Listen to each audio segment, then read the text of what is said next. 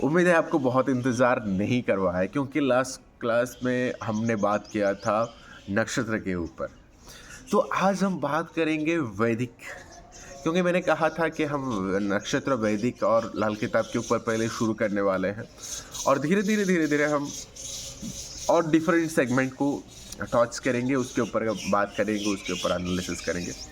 लेकिन पहले हम आज वैदिक एस्ट्रोलॉजी के ऊपर बात करने वाले हैं।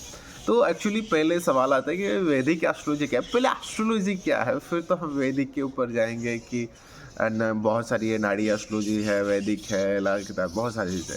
पहले ये जो एस्ट्रोलॉजी की हम बात करें, आखिर ये एस्ट्रोलॉजी क्या है। एस्ट्रोलॉजी जैसे आप जानते होंगे उसको हम क्या कहते हैं, ज्योतिष।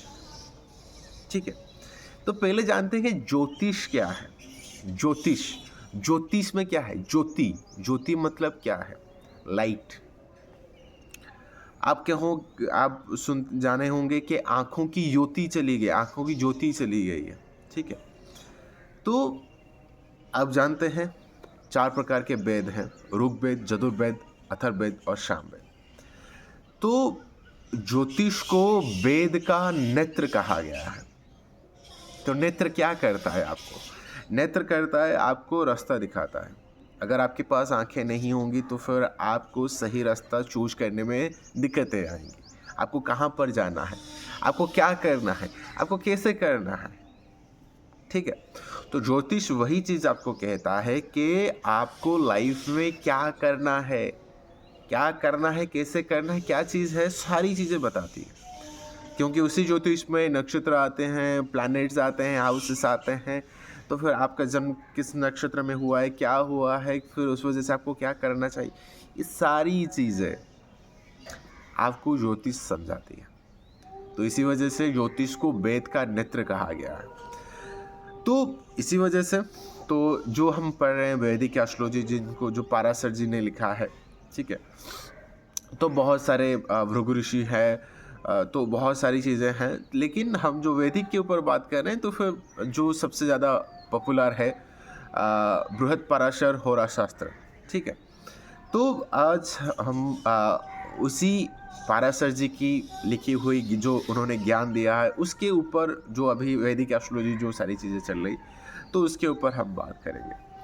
तो पहले आज जो पहला क्लास है, फर्स्ट है, तो इस वजह से हम एक ओवरऑल चीज़ों के ऊपर जानते हैं एक्चुअली क्या क्या है, क्या जानने वाले, क्या पढ़ने वाले, बहुत सारी चीज़ें हैं तो जानने के लिए। क्योंकि कल वही चीज़ बातचीत हो रही थी, मैंने कहा कि मैं खुद अपनी बात कर रहा हूँ, मैं एस्ट्रोलॉजी का ए भी नहीं जानता हूँ। और ये सच है, क्योंकि ज्ञान की गहराई इतनी है, उसकी गहराई तक छू पाना तो शायद मुश्किल है किसी के लिए, और शायद मेरे लिए भी मुश्किल है। ठीक है, लेकिन हम कोशिश कर सकते हैं जरूर। तो वैदिक एस्ट्रोलॉजी, ठीक है, तो वैदिक एस्ट्रोलॉजी में आप देखोगे राशियां वगैरह। उससे पहले, शुरू करने से पहले और एक चीज़ आपको कहना चाहूँगा। देखोगे वैदिक एस्ट्रोलॉजी है और एक ईस्टर्न एस्ट्रोलॉजी है। ठीक है, वैदिक एस्ट्रोलॉजी में क्या होता है, वैदिक एस्ट्रोलॉजी में हम प्रायोरिटी देते हैं नक्षत्रज को। कल अगर आपने नक्षत्रज का वीडियो नहीं देखा है तो पहले जाइए उस वीडियो को देखिए, क्यों नक्षत्र हमारे लिए सबसे ज़्यादा इम्पोर्टेंट है, नक्षत्रों को जानना क्यों ज़रूरी है, उस वीडियो में मैंने कहा है। अब बात करते हैं कि वैदिक एस्ट्रोलॉजी में हम नक्षत्र को ज़्यादा प्रायोरिटी देते हैं, क्योंकि नक्षत्र, जब हम नक्षत्र की बात करते हैं तो उसमें चंद्रमा भी ऐड होता है, क्योंकि नक्षत्र और चंद्रमा दोनों अलाइन है। ठीक है, चंद्रमा और बगैर नक्षत्र के इमेजिन करना इम्पॉसिबल है। ठीक है, और क्या हम करते हैं, हम बात करते हैं लग्न की। आप सुने होंगे कि इनका ये लग्न है, उनका वो लग्न है, तो लग्न क्या है, लग्न के बारे में भी जानेंगे। लेकिन जब हम बात करते हैं वेस्टर्न एस्ट्रोलॉजी की, ये हो गया हमारा वैदिक एस्ट्रोलॉजी। जो वेस्टर्न एस्ट्रोलॉजी है, वेस्टर्न एस्ट्रोलॉजी में वो क्या फोकस करते हैं, वो सनसाइन को रिप्रेजेंट करते हैं, वो सनसाइन को बहुत ज़्यादा प्रायोरिटी देते हैं। क्योंकि देखोगे जो हमारी जो 12 राशियां हैं, तो सन जिस जिस राशि में गोचर करता है तो फिर उनको वो प्रायोरिटी देते हैं, क्योंकि उनकी जो थॉट प्रोसेस है, उनकी जो माइंडसेट है, क्योंकि sun is the source of energy, sun के पास सारी ऊर्जा है। तो सन जहाँ पे भी जिस राशि में बैठता है तो फिर वो उसको बहुत ज़्यादा प्रायोरिटी देते हैं, क्योंकि हाँ सन सारी चीज़ों को गवर्न करता है। जब आप नाड़ी एस्ट्रोलॉजी देखोगे तो फिर वहाँ पर जीव कारक गुरु को प्रायोरिटी दिया गया है।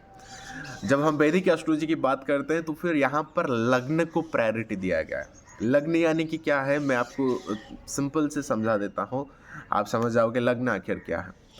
लग्न यानी कि जिसको हम शरीर कहते हैं।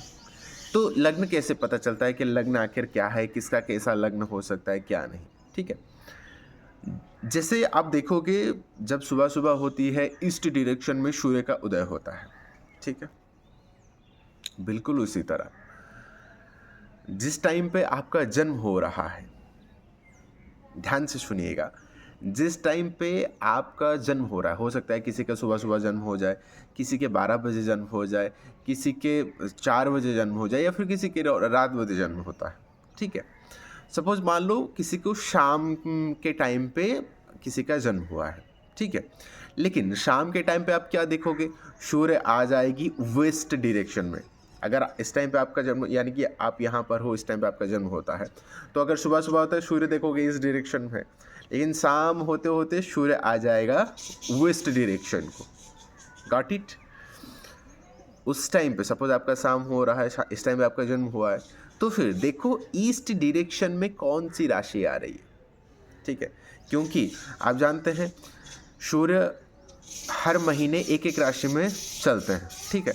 तो अगर शाम के टाइम पे आपका जन्म हो रहा है तो सूर्य आ जाएंगे वेस्ट डायरेक्शन में, और वेस्ट डायरेक्शन में एक उसी राशि में सूर्य बैठा होगा, ठीक है। और उसका पूरा अपोजिट है ईस्ट डायरेक्शन। तो फिर देखो इसी ईस्ट डायरेक्शन में कौन सी राशि आ रही है, क्योंकि उसकी अपोजिट राशि आएगी। सपोज अगर आपकी मेष राशि में अगर सूर्य बैठा है तो उसकी अपोजिट राशि कौन सी राशि है, तुला राशि है। तो फिर ईस्ट डायरेक्शन में तुला राशि आ जाएगी, ठीक है। तो फिर देखोगे जिस टाइम पे आपका जन्म होता है उसी टाइम पर ईस्ट डायरेक्शन में कौन सी राशि आ रही है, ठीक है। तो जो लग्न है, जो लोग अक्सर पूछते हैं कि सर क्या हमारा कुंडली बदल जाएगी, ये हो जाएगी, वो हो जाएगी, नहीं। हमारे दिन में 24 घंटे होते हैं और 12 राशियां होती हैं, तो हर 2 घंटे में एक एक लग्न बदल जाता है। तो इसी वजह से लोग कुछ कहते हैं कि सर एस्ट्रोलॉजर तो बहुत फेक प्रेडिक्शन करते हैं, एस्ट्रोलॉजर ने इसने ये कह दिया, उसने वो कह दिया, लेकिन मैच तो नहीं कर रहा है। लेकिन हर 2 घंटे में लग्न बदल रहा है। जब हम और गहराई में जाएंगे, एक राशि में 3-3 नक्षत्र हो जाते हैं, तो फिर हर नक्षत्र को 52 मिनट्स दिया गया है, ठीक है। तो और डेप्थनेस है। तो इस वजह से एस्ट्रोलॉजी, अगर आपके पास particular date of birth, time, place है, तो आप फिर एस्ट्रोलॉजी आपको पूरी तरह एक्यूरेसी दे सकती है। तो ये है हमारी जो लग्न के बारे में। फिर बात आती है नक्षत्र के ऊपर मैंने कल वीडियो बनाया था, तो फिर आप पहले जाए उस चीज़ को देखिए ताकि और आपको क्लैरिटी और डेप्थनेस में आपको नॉलेज आ जाए। तो ओवरऑल अगर कहूँ, नक्षत्र है जो हमारे स्काई को टोटल 27 नक्षत्र में डिवाइड कर दिया गया है। तो 27, 28 उसमें कन्फ्यूज मत हो जाइए, तो 27 में डिवाइड कर दिया गया है। और चंद्रमा जब गोचर करता है तो हर एक दिन एक एक नक्षत्र में वो गोचर करते चले जाता है। जैसे सूर्य हर राशि में गोचर करते हैं 12 राशियों में, बिल्कुल चंद्रमा उसी तरह उस नक्षत्र में घूमता रहता है, या फिर नक्षत्र की एनर्जी से उसको अलाइन किया गया है। सूर्य को राशि से किया गया है, चंद्रमा को नक्षत्र से किया गया है, ठीक है। तो जब आपका जन्म होता है, जो महादशा आती है वो चंद्रमा से आती है, गॉट इट। और जो राशि भी आ रही है वो चंद्रमा के राशि से ही आपका राशि डिसाइड होता है। तो यहाँ पर हम चंद्रमा को, क्योंकि चंद्रमा आपके मन का कारक है, तो इस वजह से हम चंद्रमा को सबसे ज़्यादा प्रायोरिटी देते हैं, ठीक है।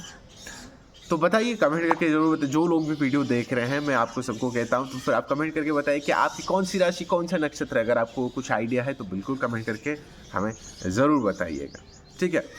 और साथ ही साथ ये चीज़ बताइए, आप अगर थोड़ी अपनी कुंडली एनालिसिस जानते हो तो फिर देखोगे, आप खुद एनालिसिस करो, देखोगे आपकी चंद्र राशि अलग होती होगी, या फिर आपकी सूर्य राशि अलग होती होगी, आपकी लग्न राशि अलग होती होगी।